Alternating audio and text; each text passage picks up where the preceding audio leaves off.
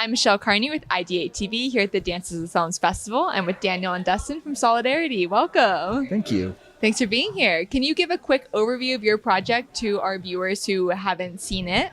And then also tell me your role in the film. My name is Dustin Brown. I'm the writer-director of Solidarity.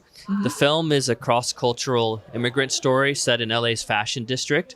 It follows a Mexican seamstress in a garment factory and a Lithuanian butcher. And it's their parallel lives, and their lives become interconnected.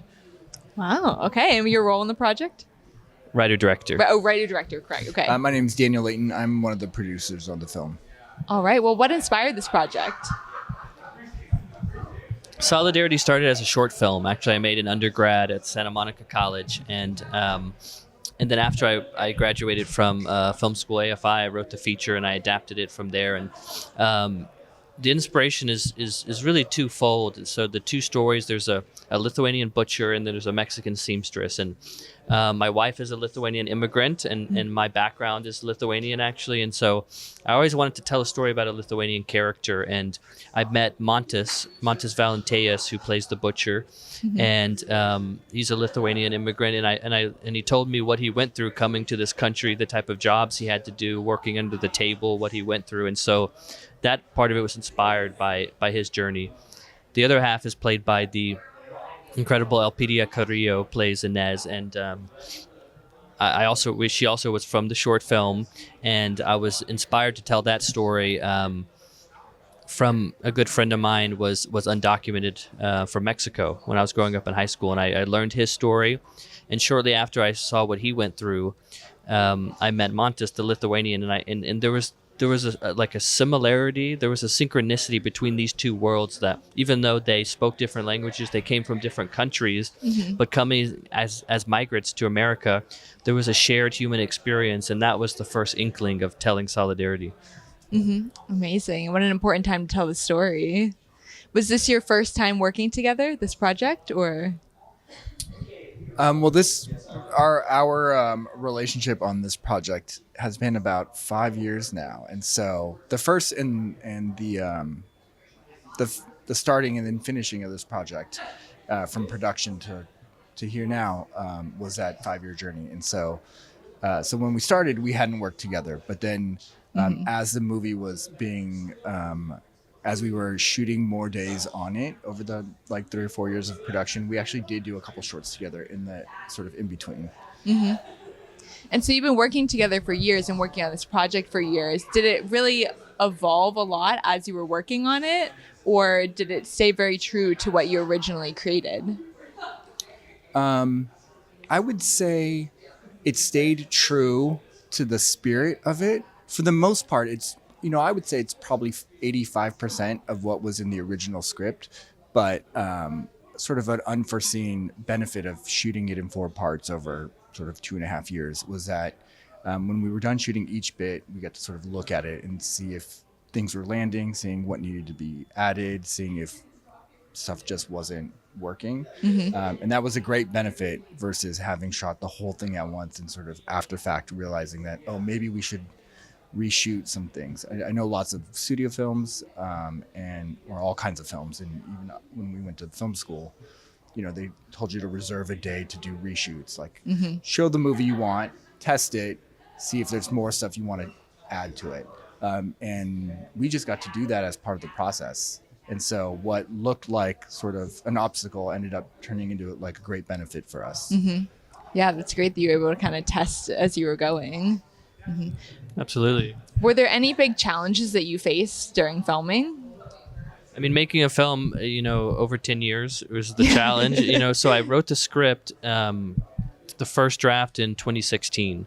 And here we are, Dances with Films 2026, the world premiere.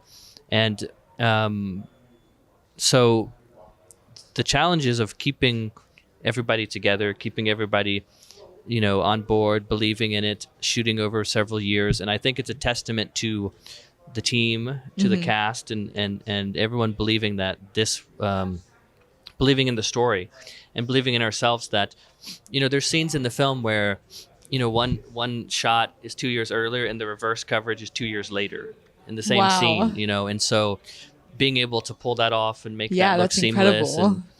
the lighting, the makeup, the location. We shot in all real locations. So we shot in a real working garment factory in the fashion district.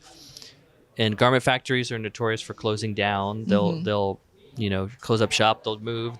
So the fact that we shot in a garment factory, and then 2 years later we were came back, and that same garment factory still existed, and allowed us to come back was incredible. And so it was just perseverance and belief, and having the team to see it through. And I know you said this is the premiere.